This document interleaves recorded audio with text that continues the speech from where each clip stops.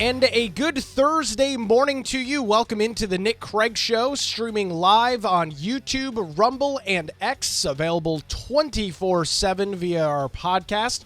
Just head on over to nickcraig.com or search for the Nick Craig Show in your favorite podcast app. We've got a busy Thursday morning coming up for you here on the program as we celebrate 1 week into this venture of breaking away from the corporate media and promoting and talking about some of the issues affecting not only southeastern North Carolina, but the state as a whole. And, of course, a lot of focus on things going on federally. You have to excuse my voice this morning, dealing with something, the flu or some sort of cold. So if I sound a little hoarse, apologies on that. But we're on the upswing of everything going on there. So a very interesting story I caught yesterday over at CarolinaJournal.com. Katie Zender's got the story. And the headline of the story is this: Suit, meaning legal suit, alleges hurricane relief funds distributed based on racial equity. Now, we spent a lot of time on yesterday's show talking about diversity, equity, and inclusion, DEI, and how this has taken over vast swaths of our public and private sectors. Education, private business, state, local, federal governments. It is permeating seemingly every facet of our life. And we heard the comments from New Hanover County Commissioner Dane Scalise about diversity, equity, and inclusion, the DEI department in New Hanover County, the things that they are attempting to do, trying to move the county closer to sanctuary status, something that voters are not in favor of. But again, to justify your existence as a diversity, equity, and inclusion office, these are the kinds of things that you've got to do. So, jumping into this story over at CarolinaJournal.com, there is a Title VI complaint that has been levied against Buncombe County, which hosts the city of Asheville, which was ravaged by Hurricane Helene back in September. So this complaint that was filed with the U.S. Department of Treasury by a group known as the WNC Citizens for Equality alleges that hurricane relief funds that were set to be doled out to local businesses are being prioritized based on racial preferences rather than by need. Now, that sounds like a pretty shocking headline because it is. Now, let's be perfectly honest and clear with each other.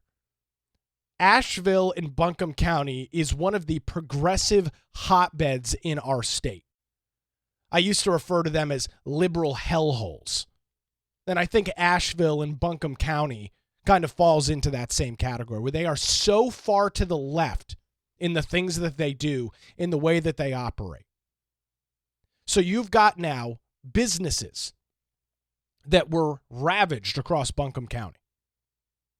Businesses that had 6 feet of water inside of them. And in some cases, the businesses literally wiped off the foundations that they were sitting on. Nothing left at all.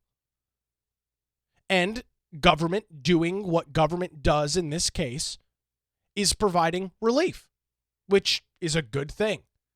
We wish that we had seen some more relief in regards to Hurricane Helene, where you had FEMA going out and, ignoring houses that had Trump signs or Trump flags or any sort of paraphernalia that could have been associated with, at the time, the previous president, where this happened back in September before the election. Anybody that supported the 45th president of the United States, FEMA went, maybe they're not, they could be confrontational.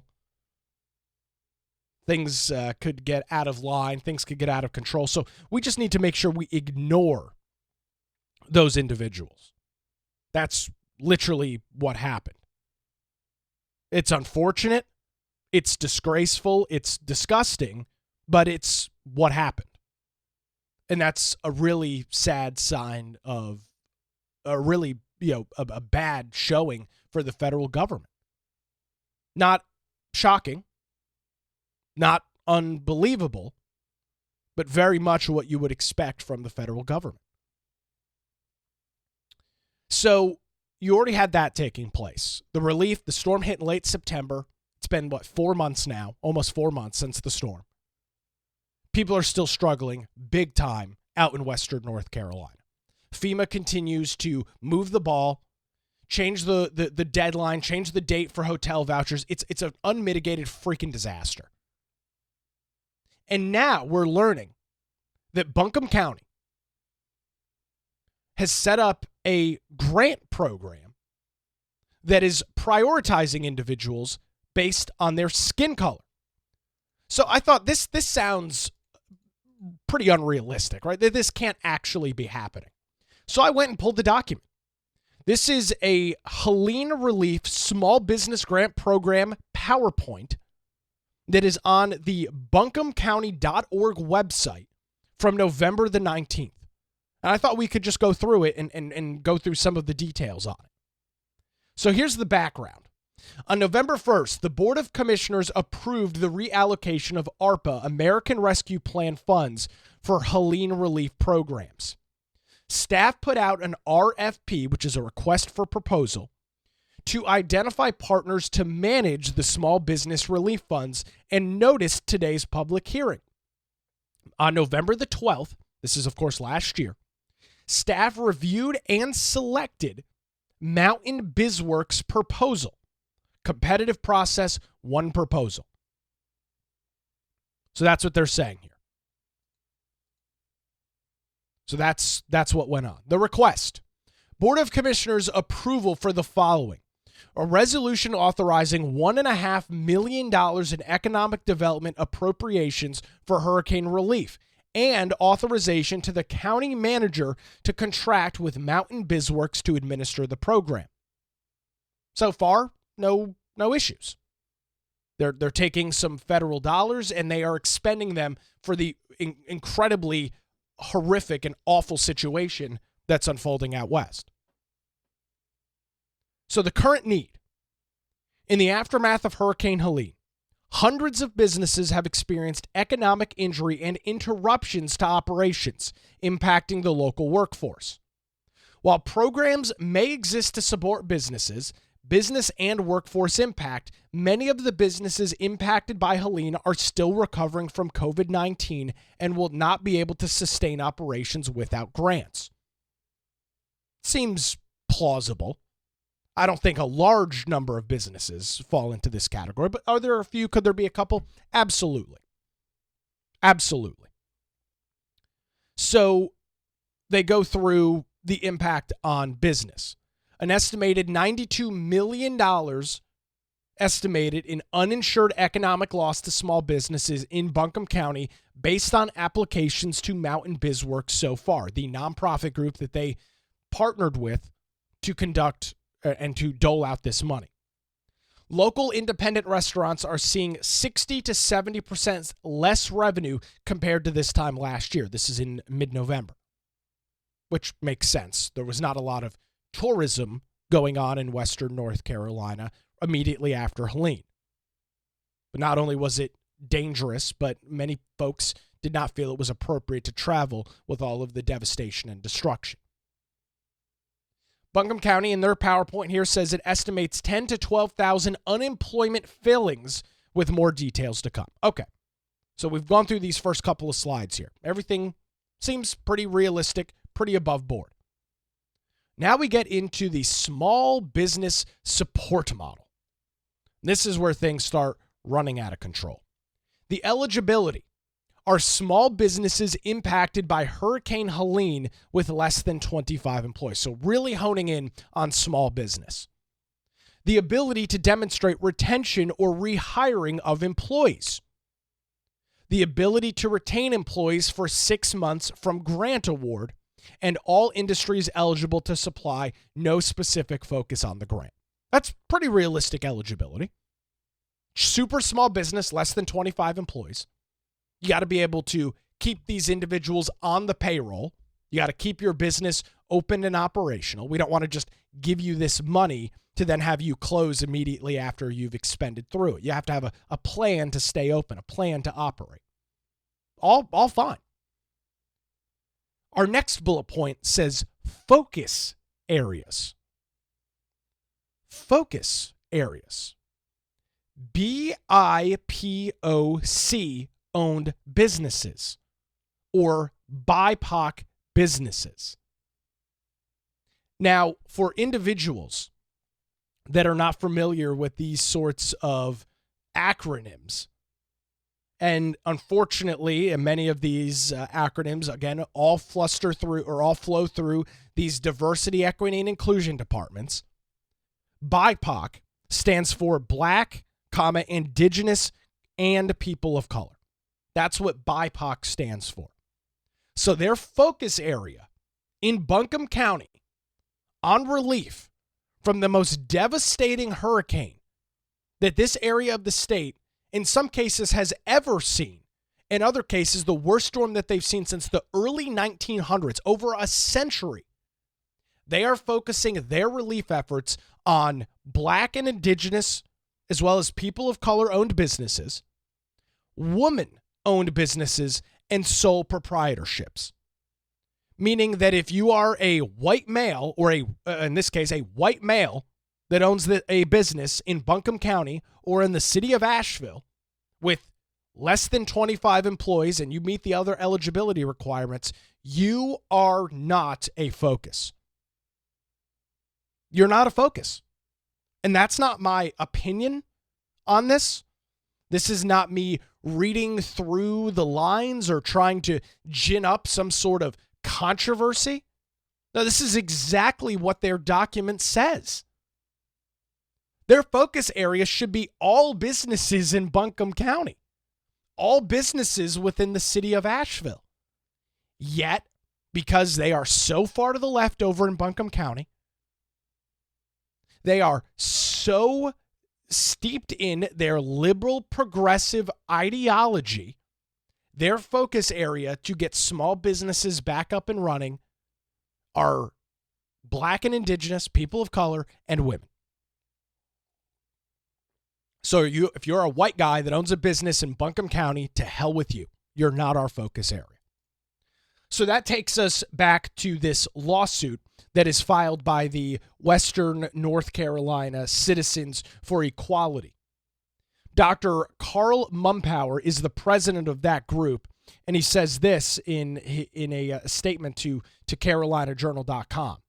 I'm confident that the Treasury Department will take steps to bring Buncombe County into compliance with anti-discrimination laws. Our citizens deserve to be treated equally, regardless of race, and I am optimistic that Buncombe County's administration will agree to do the right thing and stop judging its citizens by skin color. Imagine that. Imagine that you have to file a Title VI complaint with the Treasury Department, federally, of course, that's where the Treasury Department is. You have to file a Title VI complaint with them because your county, one of the largest counties in the western half of the state, I'll note, your county is explicitly discriminating against people in regards to grants for hurricane relief. Sounds like something that you would read over at like Babylon Bee or something of that nature, right? A fake, one of those fake headline websites. Because you could write the headline: white-owned businesses get no help in Buncombe County. White businesses get no help in Asheville, right? That would be the joke headline that would come forward. Yet, it's not a joke. Yet, it's not something that is being extrapolated from a document. They are very clearly saying what their focus areas are. The Buncombe County government is explicitly discriminating against, in this case, white-owned businesses by men. Because if you are a white woman, one of their focus areas is women-owned businesses, so you're covered. But if you're a white male that operates or owns a business anywhere in Buncombe County, this grant, this hurricane relief, is no good for you. You don't fit the diversity, equity, and inclusion policies and procedures of Buncombe County. So you're unable to get your business back up and running. You're, of course, dealing with the hardships associated. Well, to hell with you, because you're a white guy. And you don't fit one of our focus areas, which is BIPOC-owned businesses, women-owned businesses, and sole proprietorships. If you don't fit one of those, you're not in the focus area, and you'll fall all the way down to the bottom of the list in terms of relief. And folks, they're not hiding it. This is not some sort of secret document that was leaked. This is a PowerPoint presentation that was uploaded to their website. This was gone through in public. This is not some sort of public records request to find emails exchanged back and forth. This is right out in the open. And this is what sort of crazy liberal policies, this is what they look like in practicality. When you look at liberalism and the woke agenda that is pushed by the left, this is how it manifests itself. This is the end result of these far left progressive policies. You've got individuals in Buncombe County that think it's a good idea to put forward a document like this and to say, hey, here's our grant program, but only if you're a certain skin color. We want to help you we want to help you with relief from Hurricane Helene, but only if you are a woman or you have a certain skin color. Is that really the role and the place of government? Doesn't sound like it to me. Not only is it not the role of government, it's illegal. These are federal dollars that Buncombe County is reallocating from ARPA to help individuals with hurricane relief. So, again, not secret, not hidden, right out in the public. Going back to a quote here from this Western North Carolina group that is bringing forward this Title VI complaint, looking at the ahead of that, he says, quote, people have already been devastated by Helene. To have the county then tell storm victims that they cannot receive equal treatment for help due to their skin color is just adding insult to injury. We should be coming together as a community, but Buncombe County leaders feel it is more important to divide us by race. It's appalling that they took this opportunity at this point when people are so desperate for help to make the color of a person's skin a priority in deciding who receives help. Buncombe County leaders should be ashamed of themselves. Now, in the article over at CarolinaJournal.com, Katie Zender spoke with civil rights attorney Ruth Smith, and she had to say this, quote, the county's actions are a clear violation of Title VI, which forbids entities from using federal funds in any manner that discriminate based on race. The penalty here could be stiff. Buncombe County could be required to reimburse to the federal government the entirety of its nearly $1.6 million that it's reallocating, and that's at a time when the county is broke. Currently in Buncombe County, they are projecting a $20 million budget shortfall. And as a result of that, they are already cutting services and staffing. This is a direct quote from a civil rights attorney in Asheville. Quote, it's beyond stupid to risk what money they do have to push an illegal discrimination agenda. Yeah, I would have to argue, I'd have to agree there with civil rights attorney Ruth Smith. It is beyond stupid. But again, this is how the woke ideology manifests. This is how the culture that is supported and promoted by the left. This is the practical, I don't even know what you'd say. This is the practical application of it. Where we hear and we see all of the ridiculously stupid things that the left says. That's not anything new. You have become accustomed to hearing nonsense and ridiculous conjecture from the left. But what you have here is this stuff manifest in real time.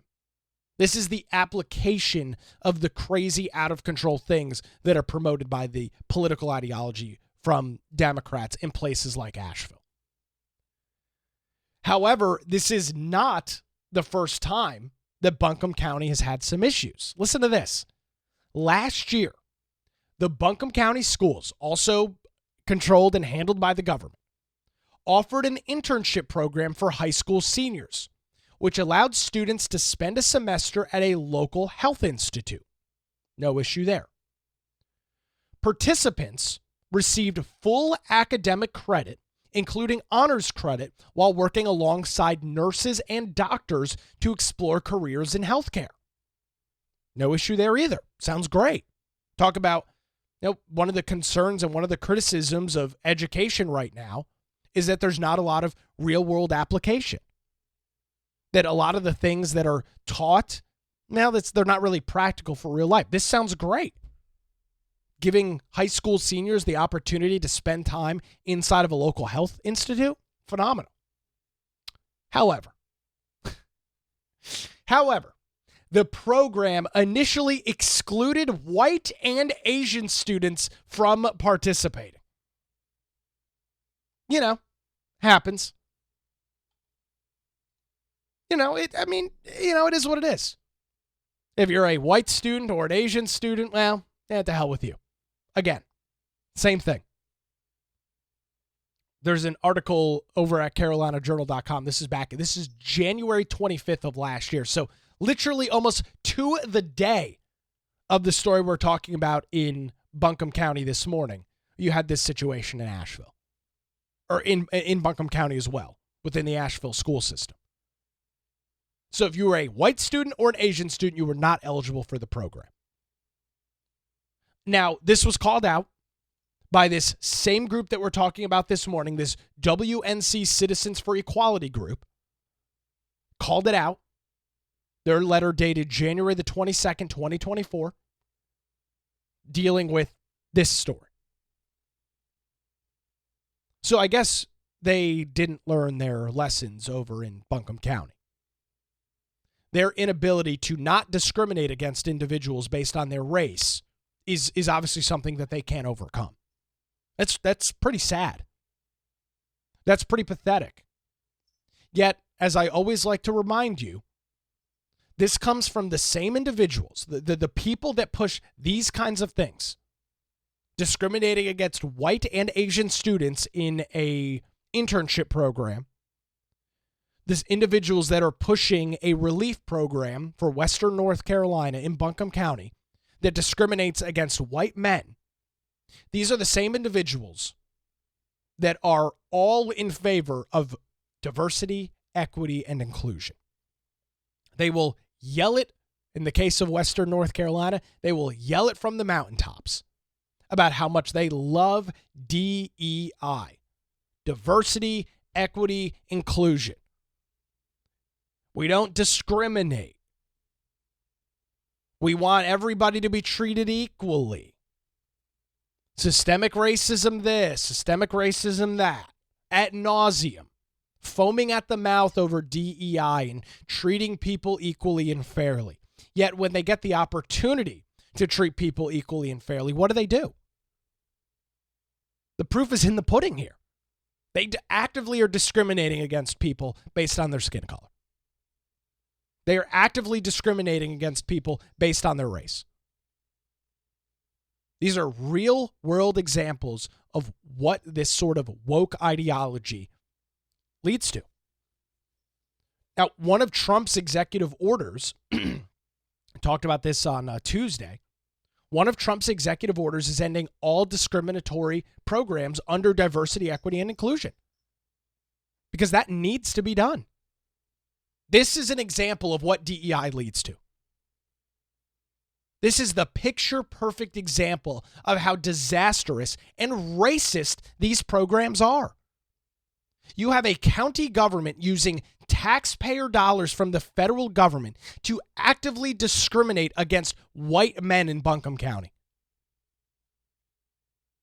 No reading between the lines. No tea leaves needing to be looked at here to try and put this together. They are saying it flat out for the public to read and understand. And now they're being sued. That's what this Title IX suit, or this Title VI suit, rather, is. That's why it's come forward. It's interesting to note here at the end of the article, it says Buncombe County's legal department and the chair of the Buncombe County Board of Commissioners did not respond to Carolina Journal's request for comment. Oh, really? I'm shocked.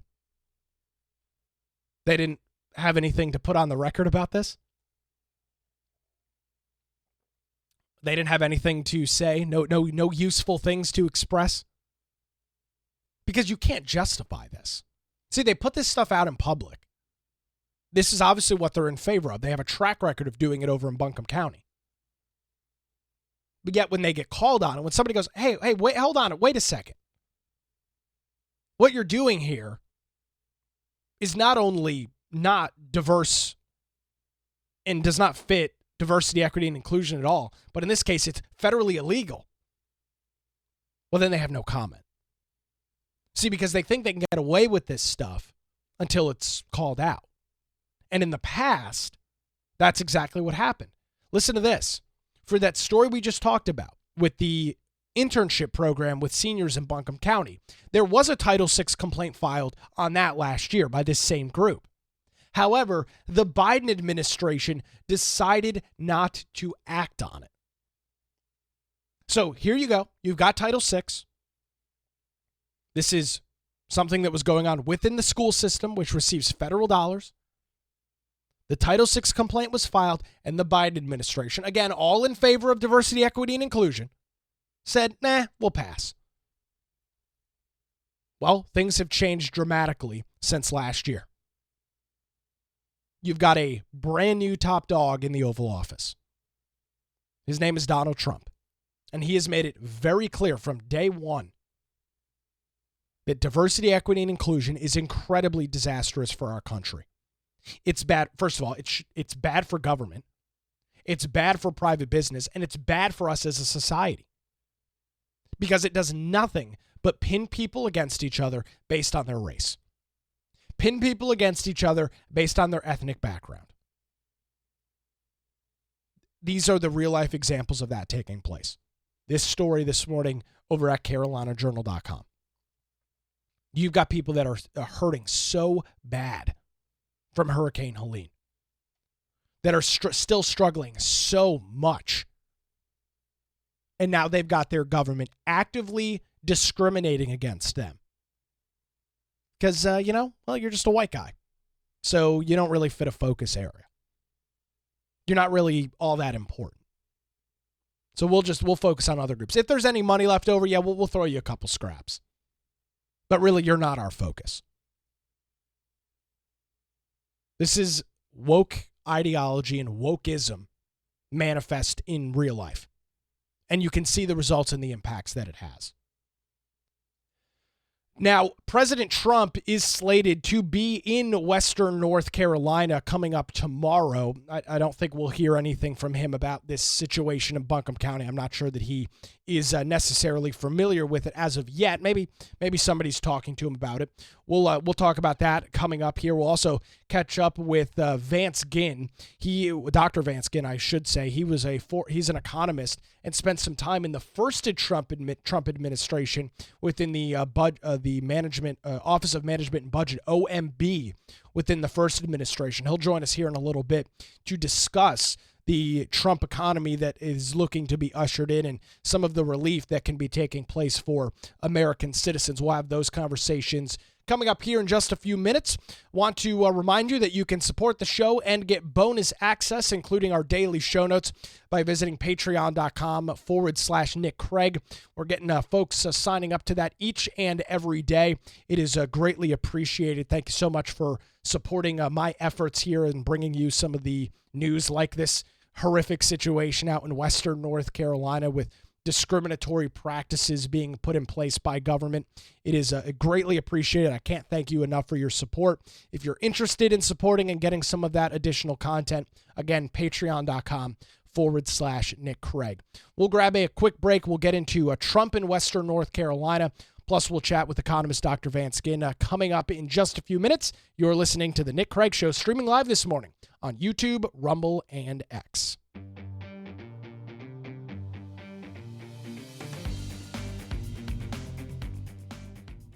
And welcome back to the Nick Craig Show, streaming live this morning on YouTube, Rumble, and X. Don't forget to give us a subscribe over on Rumble, or a follow, I should say. It's rumble.com/The Nick Craig Show. That's rumble.com/The Nick Craig Show as we continue our show over there this morning. So President Trump is slated to be in North Carolina.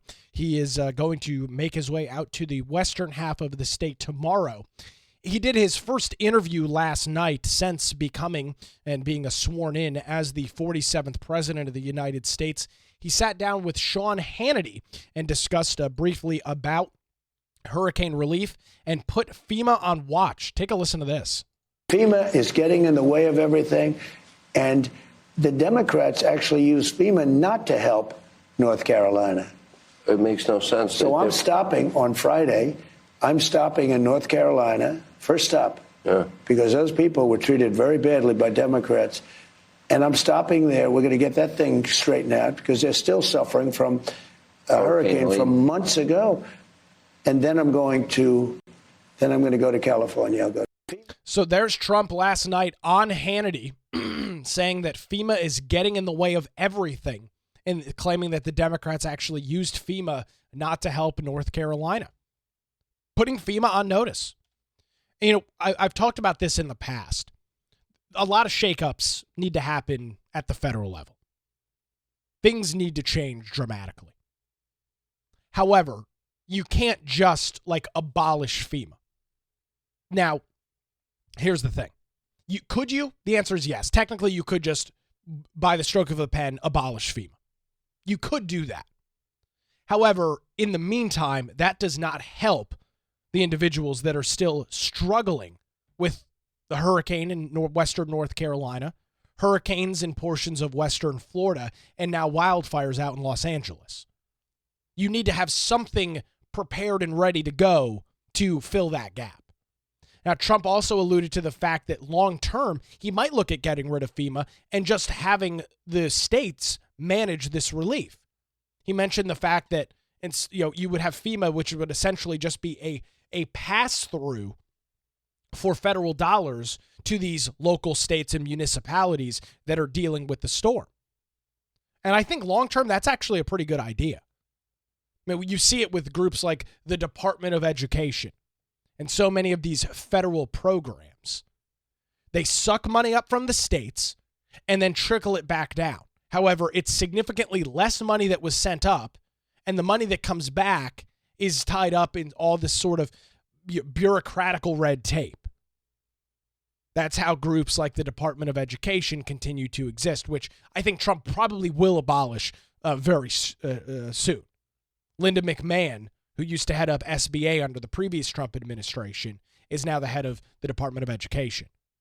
I'm all in favor of Trump axing the federal education department. There's no need for it. It's not providing anything useful. It's just wasting taxpayer dollars that could easily be spent actually educating children. And it's unfortunately the tale of the federal government. So often, so many things that they deal with, like hurricane relief, they fail. They miserably fail at dealing with these issues. And it's incredibly frustrating because you have folks that are really hurting, folks that really need this kind of relief. And it's unfortunate that the help is not there, but it's not. You've got FEMA who was actively ignoring individuals that had any sort of Trump paraphernalia in their homes. Tell me how that's good. Tell me how that is helping individuals in western North Carolina. It's not. So Trump will be in the state tomorrow. That will happen after our show. We might jump back live on probably just a live stream over on X. If he ends up doing a longer press conference, I'll keep an eye on that. Might jump on for that on our X and Rumble. Won't be streaming that stuff on YouTube. They tend to be pretty quick with the copyright strikes depending on the content. So make sure you're following the X and Rumble accounts for that. Maybe we'll see. kind of what Trump has to say tomorrow, how quick he's in and out, and then he'll make his way to portions of Southern California, where not only are they dealing with the impacts of those wildfires, but literally new fires are starting up this morning. It's a real mess out in the in certain portions of Southern California. So that's what we're tracking on FEMA. We'll see. I'm sure we'll get some additional comments from Trump tomorrow. We'll have those. I'll post them up on my X account. We'll talk about them coming up Monday morning right here on the Nick Craig Show. Don't forget to follow me on X to keep up to date with news throughout the day. If you are a user of X, formerly Twitter, it's x.com/Nicholas M. Craig, at Nicholas M. Craig on X. President Trump has been in the Oval Office just a couple of days, and obviously one of the major reasons he was so successful in the November election was the status of the economy. To get some more details on that this morning, it's my pleasure to welcome Vance Ginn to the Nick Craig Show this morning. Vance, you spent some time in the first Trump administration, the OMB, Office of Management and Budget. Give us your overall view of the Trump economy that he and his new transition, or what was his transition team, now his actual staff, that they're trying to usher into for the American people. Yeah, Nick, it's a pleasure to be with you. And look, I mean, what he's coming into is some things that look good on the surface, but there's a lot of underlying problems. The biggest one, to me anyway, is the national debt. We have an overspending problem. We've got $36 trillion in national debt, an expected $20 trillion added over the next 10 years. So $2 trillion per year in a period of wartime. It's just unheard of. And GDP, if you look at debt to GDP, it's 130% of GDP, right? So this is a massive amount of debt that's out there. But you also have a labor force participation rate that is going down, meaning fewer people are wanting to work. And that's been a problem during the entire Biden administration. And they've been handing out more money to people to stay home relative to going to work. And so there comes into a lot of problems. But one of the things I've seen so far, Nick, is that the Trump administration is already putting out EOs to get federal employees back to work, to get other things started again and deregulate the economy. And I think that will really do a great deal of service, just like it did in the first administration of the Trump administration, to allow for more prosperity and growth. Well, and I'm glad you brought up that executive order. We'd seen a lot of this in the private sector over, let's call it the last 12 months or so. A lot of major institutions saying, all right, guys, you've been home for like 4 years now. It's time to head back into the office. We're now seeing that at the federal level, and presumably that's going to be a huge increase in productivity for the federal government. Well, one would hope, and maybe, just maybe, Nick, there will be some people who say, you know what, I don't want to go back to the office, and then they'll quit. So there's one thing that's been out there on the surface is the Department of Government Efficiency, the DOGE, that's been led by Elon Musk, where they're looking at creating government efficiencies, reducing government spending, deregulating things. And I think this could be one way to get attrition to say, you know what, maybe some of these federal employees just won't come back. And then that will help to reduce the size of the federal government, which is about 2.2 million workers across, the federal government. It's a massive number of people. That there should be fewer people. That way we can get increases in productivity, as you pointed out, and maybe even do more with AI within federal government and let go of some of these federal employees that we can reduce government spending in the process. Well, and that's always kind of what you're looking at here when you compare and contrast the private to the public sector. When small business, Vance, is under a tight constraint, maybe they have to let people go, they have to adjust people's schedules. The federal government typically doesn't do that unless you've got a government shutdown like we saw for a couple of days in the latter parts of last year. It's really not something that they worry about. And in your mind, does that have a major economic impact? I think it could. I mean, for one thing, every government employee means dollars coming out of the productive private sector because the government has no money. It has to come from us.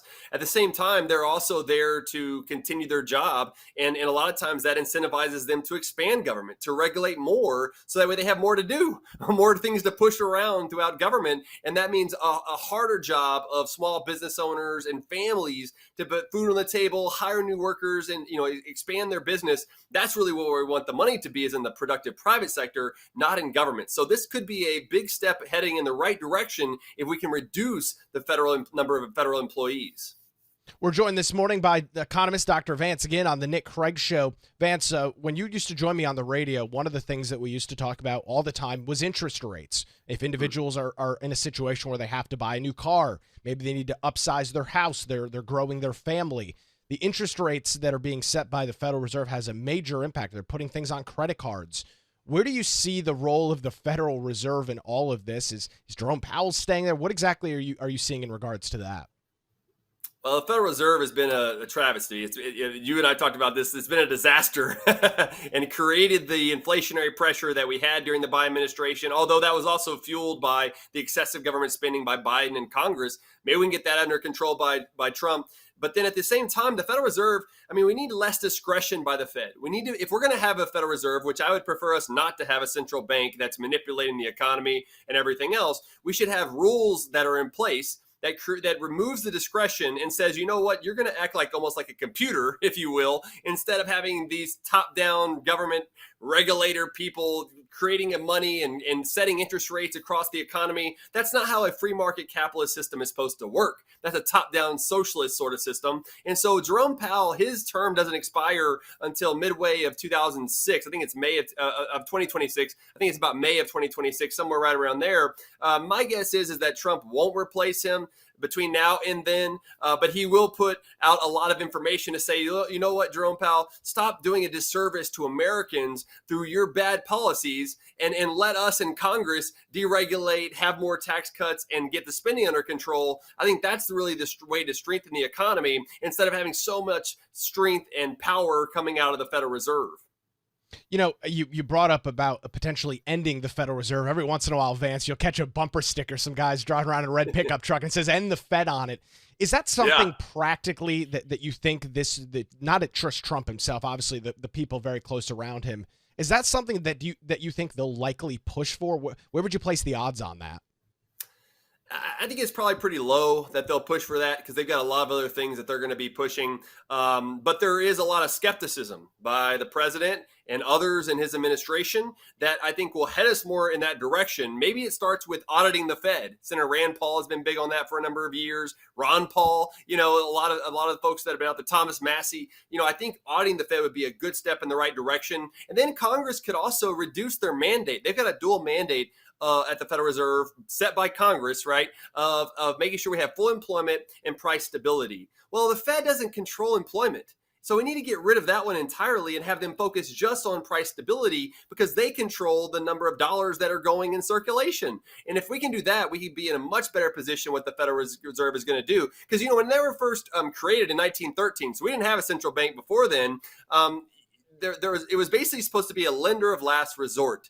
And too often, Nick, has become the lender of first resort in bailing out folks and everything else. And that shouldn't be the role of the government at all, especially a central bank. Vance, one of the things that you used to walk us through and really introduce to a lot of the audience here in southeastern North Carolina was the Fed's balance sheet, which exploded and ballooned during COVID and when all of that free money, as it was known, was flying around the economy. What's the status of that look like today? And are we seeing any shifts one way or the other from the Fed chairman and Jerome Powell? Yeah, I've been trying to hit this drum, and you've helped me out with this so much, is that we've got to look at the Federal Reserve's balance sheet. It's not just the interest rates. Those are indicators, but they're indirect effect of the direct effect from the Federal Reserve's balance sheet. That's how much assets they control. They buy a lot of government debt. They buy mortgage-backed securities and other assets that inflates those prices and distorts the overall economy. So the Federal Reserve's balance sheet went from about $4 trillion before the pandemic to $9 trillion. It is down to $7 trillion, but it's still 75% higher than what it was before the pandemic. And you go back before the great financial crisis in 2008, it was only $800 billion. So I would suggest that there's way too much money circulating across the economy. We've got a lot of asset bubbles, whether it be the stock market, the bond market, housing. A lot of these things I think are going to deflate, even as the Trump administration is going to try to drive more economic growth and incentivize that with tax cuts and deregulation. You could see some of these asset prices start to burst, which will help families buy stocks at a lower price, help their houses not pay so much in property taxes, but there will be some adjustments that happen along the way. And one thing, Nick, that I've really been working on here recently is that what if we had a percentage of GDP for the Federal Reserve's balance sheet? So when it was $800 billion, it was 6% of GDP. Now is at 25% of GDP, four times greater. So what if it just went back to 6%? That would be a $1.5 trillion balance sheet. I think that could be better, more in line with our $27 trillion economy, even though I'd like to end it at the end of the day. But that would put us in a better position than what we're in now. Vance, you dive into these topics, and some of them are rather complex. It's why you spent some time in the previous administration. It's why you cover this stuff. You've got a Substack and a podcast called Let the People Prosper. Tell us a little bit about that and how folks can get connected there. Yeah, Nick, it's always a pleasure to be with you. And yes, go to vanceginn.com. You can find out all my information there. But I do have a Substack, vanceginn.substack.com. And my podcast is Let People Prosper. It's on all the major podcast platforms that are out there. Be sure to check that out. They come out every week. A lot of good discussions like the ones we're having here, and along with some other experts that I bring on the program. So yes, please go and check that out, vanceginn.com. Vance, thanks for joining me this morning on the Nick Craig Show. Hey, thanks so much. Have a great day. I love our chats with Vance. He became a regular on the radio show, and the way that he walks through these very complex financial issues. Right? Let's be honest and clear about this. The economy is not a simple beast to deal with. It's something that is rather complex. It's something that when you look at, in the case of what Trump is faced with now, it's not something that you wave a magic wand or sign an executive order to fix. This is a long-term problem that the United States continues to face.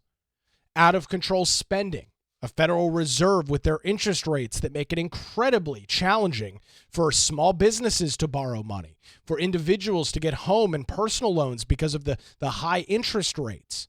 These are very complex issues that we face and that we deal with. And Vance just does just such a phenomenal job walking through that stuff. Definitely give him a follow over on X if you're a user there. If not, subscribe to his Substack and check out his podcast.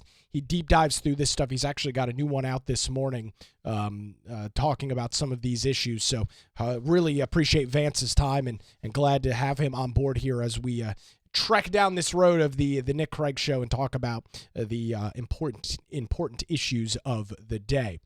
So that's going to do it for us this morning. I am my voice, as you can hear, is incredibly hoarse, dealing with a little bit of a little cold or something. So we'll cut it a little bit short this morning. I want to remind you, if you want exclusive access to the show, including daily show notes and more, head on over to patreon.com/Nick Craig. We will be doing our first monthly live stream / hangout next week. If you're a user of the Patreon platform, keep an eye out for the post on that.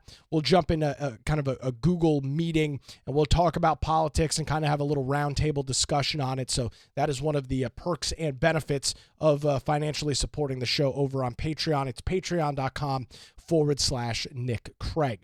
Well, another day done. Trump will continue his wrath in the Oval Office as he heads into his now third full day in the Oval Office as the president. We're expecting some new news from him today. We'll track that. He will be making his way out to Western North Carolina tomorrow as well. So we'll be covering those details as we get to them here on the program.